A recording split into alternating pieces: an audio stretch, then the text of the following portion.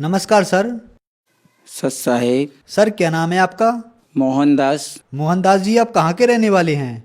ग्राम ऊंचावत, तहसील अंजड़, जिला बड़वानी, मध्य प्रदेश के रहने वाले। मोहनदास जी, संत रामपाल जी महाराज से नाम दीक्षा आपने कब ली? 19/11/2016 को लिया था। सर, संत रामपाल जी महाराज से नाम दीक्षा लेने से पहले आप क्या भक्ति साधनाएं करते थे? मैं भोलेनाथ की पूजा करता था मंदिर में, शिवालय में।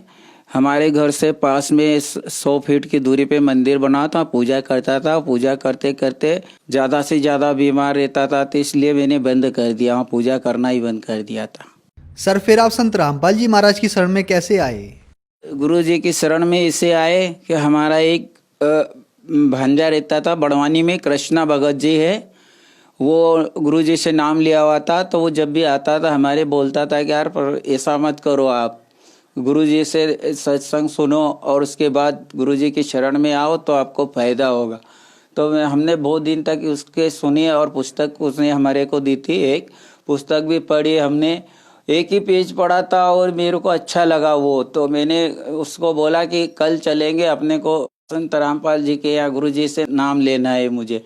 मैं वहाँ से राजगढ़ गया था उसके भगत जी के साथ में, और वहाँ संत रामपाल जी महाराज का सेंटर खुला है, नामदान सेंटर। वहाँ से मैंने संत रामपाल जी महाराज से नाम दीक्षा लिया।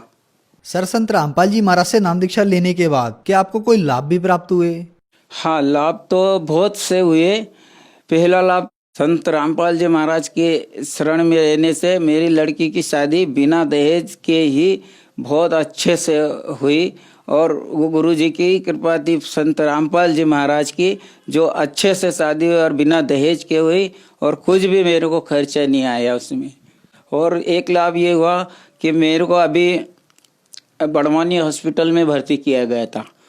हल्का सा पेट में दर्द हुआ था इस साइड पे, तो मेरे को इधर एक डॉक्टर साहब ने बताया आपको अपेंडिज है, दूसरे ने बताया पथरी है, 7 mm का पथरी दिखाया था। बोले आपका ऑपरेशन भी हो सकता है। तो मेरे को 5 रोज में 50 बाटल चढ़ चुके थे, 50 बाटल लगे थे मेरे को हाथों में।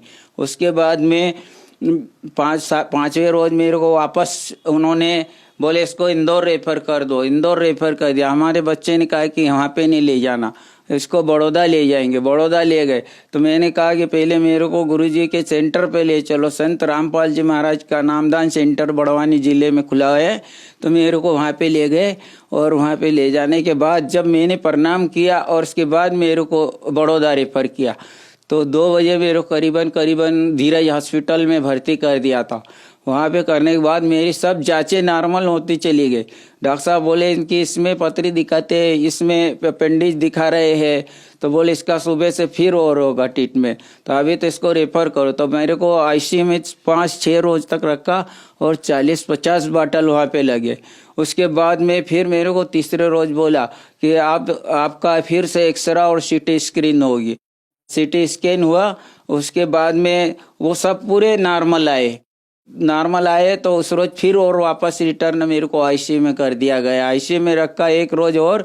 तो संत रामपाल जी महाराज की ऐसी कृपा हुई कि रात के 2 बजे मेरे पलंग के पास खड़े हो गए आके और बोले कि बेटा तुम्हारा कल हम छुट्टी करवा देंगे, 9 बजे आप फिक्र मत करो। और वास्तव में 9 बजे उसके पहले डॉक्टर आके सब खड़े हो गए मेरे पास में। 4-5-6 डॉक्टर लगे थे। बोले यार इनका कुछ भी नहीं है, इनको अब मेडिसिन में रेफर करो और इनकी छुट्टी कर दो, इनको कुछ भी नहीं है, सब नॉर्मल हो रहा है। तो ये सब परमात्मा संत रामपाल जी महाराज की ही कृपा थी जो नॉर्मल हुआ मेरा, और मेरे को 9 बजे छुट्टी कर दिया वहाँ से। पहले तो मेरी रिपोर्ट में ऑपरेशन करने की स्थिति में मैं था कि पथरी का भी हो सकता है और अपेंडिज का भी हो सकता है, क्या है इसको, ये कह के मेरे को आईसीयू में भर्ती कर दिया। और उसके बाद में फिर मेरी डबल से जांच हुई। संत रामपाल जी महाराज मेरे को 2 बजे रात को आके कह गए कि बेटा आपको कुछ भी नहीं होगा और आपकी कल छुट्टी हो जाएगी। फिर मेरा डबल से चेकअप हुआ दूसरे रोज, और पूरी स्क्रीन सीटी स्कैन हुई, और सब पूरा एक्सरे हुए, सोनोग्राफी हुई, सब नॉर्मल हुई। ये सब संत रामपाल जी महाराज की ही कृपा से सब कुछ मेरे को हुआ, नॉर्मल हुआ। डॉक्टर सब सारे देखते हैरान रह गए।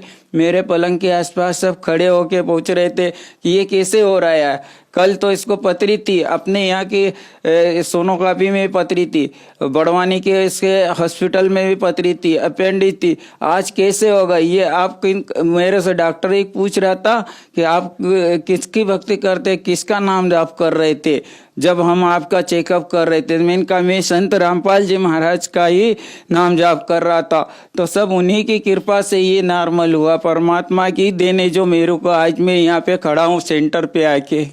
और दूसरा लाभ ये 4 मार्च 2018 को तो मेरी मृत्यु निश्चित हो गई थी। तो मेरे को 4 व्यक्ति जम के आए थे, मेरे दरवाजे पे खड़े थे। मेरी बच्ची थी एक अंजलि, और वो मेरी मिसेस भगतमती भी थी, साइड में खड़ी थी, वो बोल रही थी। मैं उसको बोला कि देखो ये मेरे को लेने के लिए आ गए हैं। तो बोले कि आपका दिमाग खराब हो गया है बोले। मैंने कहा ऐसा कहीं नहीं है, ये आए हुए है। तो मैंने कुछ दिन पहले मैंने संत रामपाल जी महाराज का नाम लिखवा दिया था दरवाजे पे, सच साहेब करके। तो वो देख रहे थे कि बोले ये तो सच साहेब लिखा हुआ है, ये तो कोई और भगत है। तो बोले जाओ 3 में से एक व्यक्ति को भेजा, बोले आप फिर से ऊपर जाओ, फिर पूछ के आना उसको किसको लाना है ऊपर। तो इतने में वो 3 व्यक्तियों ने मेरे को उठाया और ऊपर के लोक में ले गए, मृत्यु लोक में ले गए। वहां पे खड़ा कर दिया, धर्मराज के पास खड़ा कर दिया और पूछे कि जाओ। एक व्यक्ति अंदर गया, धर्मराज के पास गया और बोले कि ये इस नाम का भगत आया हुआ है, दरवाजे पे खड़ा है, तो आप देखो उसको। तो वो आए मेरे पास। पहले तो उन्होंने मेरे से ये पूछा कि आप किसकी भक्ति करते हो। तो मैंने कहा परमात्मा कबीर साहब की भक्ति करता हूँ और संत रामपाल जी महाराज का भगत हूँ। तो बोले कि कब से नाम लिया। मैंने कहा ना तारीख तो मुझे याद नहीं रही थी, तो मैंने उसको बताया नहीं। बोले कि आप जब भक्ति करते हो तो आपके गुरु कहाँ है, ऐसे पूछ रहे थे। मैंने कहा मेरे गुरुजी तो ये खड़े हैं, साइड में पीछे खड़े हैं। तो गुरुजी उधर धोती कुर्ता पहने हुए साइड में खड़े हुए थे और देख रहे थे, और उनकी आंखों से आंसू बह रहे थे जब मेरे को पूछ रहे थे। तो बोले आपको कहाँ जाना है। तो मैंने कहा मान को मानसरोवर देखना है, मेरे को बहुत ख्वाहिश थी मानसरोवर देखने की। तो मैंने कहा मानसरोवर देखना है ऊपर के लोग। तो कहे आप ऐसे ही नहीं जा सकते हो। पहले तो यमदूत बोल रहे थे, उसके बाद में गुरुजी आए। जब संत रामपाल जी महाराज ने जिन्हें बताया कि आपकी भक्ति बेटा अभी अधूरी है, फिर से आप भक्ति करो, आपको मैं जीवन दान दे रहा हूँ। आज आपकी मृत्यु निश्चित थी 9 बजे। मैं संत रामपाल जी महाराज की शरण में नहीं होता तो मेरी मृत्यु निश्चित हो जाती। आज ये भगत खड़ा है, दास तो सिर्फ संत रामपाल जी महाराज की कृपा से ही खड़ा है यहाँ पे। पहले हमारे पे बहुत सा कर्ज रहता था और टाइम पे पैसे भी नहीं पास में रहते थे हमारे पास में। जब हम गुरुजी की शरण में आए उस दिन से तो हमारे पास न तो किसी प्रकार की तकलीफ आई, न पैसे का जिक्र होता है। हमेशा हमारे जेब में पैसा 1000-2000 रुपया पड़ा ही रहता है। मालूम नहीं कब कैसा कहाँ से पैसा आता, कब देवा जाता है। और सब ये सब गुरुदेव संत रामपाल जी महाराज की ही कृपा है कि तुरंत मालूम नहीं पड़ता और किसे हो जाता है वो। आज हम संत रामपाल जी महाराज की शरण में रहने से हमारा पूरा परिवार सुखी और संपन्न है और किसी प्रकार की भी कोई भी आपत्ति नहीं आती। मैं बीमार 24 घंटे पहले रहता था, 10-10, 20-20 गोलियां खा जाता था, फिर भी उसके बावजूद मैं आज परमात्मा की दया से 1 नंबर खड़ा हूँ, फर्स्ट क्लास। परमात्मा ही सब कुछ कर सकते हैं, बंदी छोड़ सदगुरु रामपाल जी महाराज। सर, संत रामपाल जी महाराज से नाम दीक्षा लेने के बाद आपको बहुत सारे लाभ प्राप्त हुए, तो जो श्रद्धालु आज आपको देख रहे हैं, आप उन्हें क्या संदेश देना चाहेंगे? उनके लिए मैं संदेश यही देना चाहता हूँ कि परमात्मा आए हुए हैं बरवाला संत रामपाल जी महाराज मनुष्य अवतार में परमेश्वर कबीर साहब पूर्ण परमात्मा अपना आए और अपना कल्याण करवाए और परमात्मा से नाम दीक्षा लेके बंदी छोड़ सदगुरु रामपाल जी महाराज से नाम दीक्षा लेके अपना जीवन का मोक्ष करवाए। सर, संत रामपाल जी महाराज से नाम दीक्षा कैसे ले सकते हैं? नाम दीक्षा ऐसे कई चैनलों पे, टीवी चैनलों पे सत्संग चलते हैं। उनके नीचे हरी पट्टी में गुरुजी के सेंटर उनके नंबर दिए जाते हैं। और कई स्थानों पे आजकल तो कृपा की है परमात्मा संत रामपाल जी महाराज ने कि जगह जगह सेंटर खोल रखे हैं। पास के सेंटर से संत रामपाल जी महाराज से नाम दीक्षा लेके अपना कल्याण करवा सकते हैं। बंदी छोड़ भगवान सदगुरु संत रामपाल जी महाराज आए हुए मनुष्य अवतार में धरती पे, उनसे नाम लो और अपना जीवन का कल्याण करवाओ और मोक्ष करवाओ। धन्यवाद सर। सच्चा है।